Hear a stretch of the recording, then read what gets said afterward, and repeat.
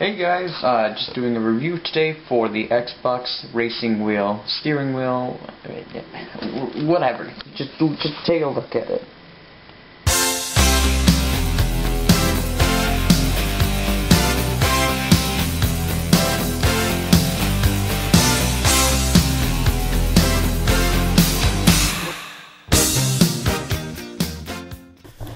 Okay, let's see if I can do this. The Microsoft Racing Wheel was released in November of 2006 for $149, so I waited until I found it at a pawn shop for $50. Well worth it.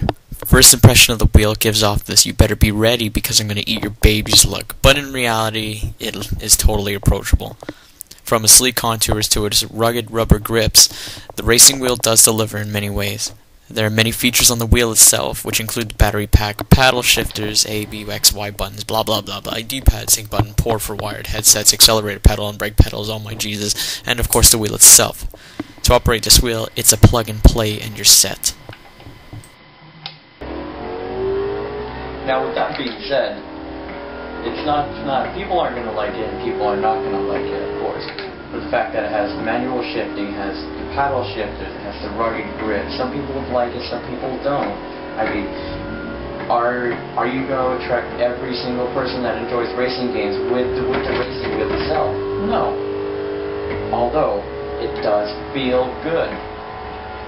The fact that you're able to shift, the fact that you're able to steer and turn, the fact that you're able to realize that it's almost a real racing game in its own, is a quality that most games do not deliver these days. You're suppressed in that chair itself, and you just want to get out and do something that's active. Introducing the Xbox Racing Wheel.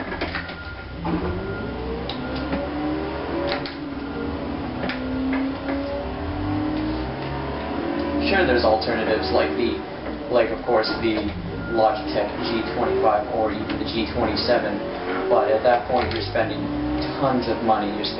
You're putting a lot of time into it, and you're realizing that you could be potentially getting something that's a first party. You could potentially be getting something that would definitely work for the system itself. Just saying. Pros about this racing wheel. Here, let's just think of one right off the bat. Feels like a racing wheel. Feels like a legit steering wheel with F1 paddle shifters. Feels smooth, the paddle shifters are good.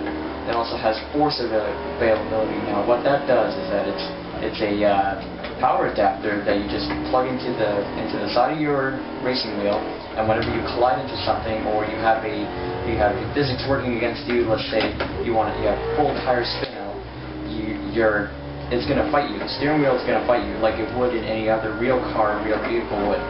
So that is a definite pro. Let's name a con. The fact that there's no clutch. That is the biggest disappointment probably for the racing wheel itself, and I introduced it a little too early, but what can you do? I wish I had a clutch for this. I wish there was a third pedal on the brakes, and I wish there was like a third pedal on the set, and I wish I had a stick shift instead of the paddle shifters, to be honest. I don't really mind the paddle shifters, but I do like the feel of changing the gears myself, having full control of the vehicle. Another pro. Easy to navigate, easy to set up, it's compatible with almost every racing game. This racing wheel is compatible with Grand Theft Auto, even. I've even plugged it in and managed to jump into a car and plug this in. So totally doable, and it's extremely well built. I think so. The fact that it's just rubber and plastic, it feels durable. It feels like you're gonna be able to bash this thing around, and you'll be able to plug it in, and next day you'll be able to play again. So that's another definite pro. Another con. It doesn't have any firmware updates. So if there are any improvements if they ever wanted to make any improvements on the racing wheel itself, you're not going to be able to do it because it doesn't have any firmware updates. There's no Ethernet ports. There's nothing. The racing what you see is what you get, and that's something that in this day and age is not acceptable. We have firmware updates for our TVs now, firmware updates for our Blu-ray players. So it should be something that we're accustomed to. But then again, This was released in 2006, a time when 360 was just young, and they were introducing this for Forza Motorsport 2, and right now I'm playing Forza Motorsport 3. So overall, if I had to rate this steering wheel, for $50, it's a definite good pick. If you can find it anywhere on Amazon or at any retail store for $75 or less, I would fully recommend it, because it's fun to have. You need the desk, of course, or you can build yourself one. But definitely 4 stars out of 5. I would totally recommend this to anybody that's a racer fan of some sort. And if they want to improve on their racing skills, or they just want to have some fun, then this is definitely something that they should definitely pick up.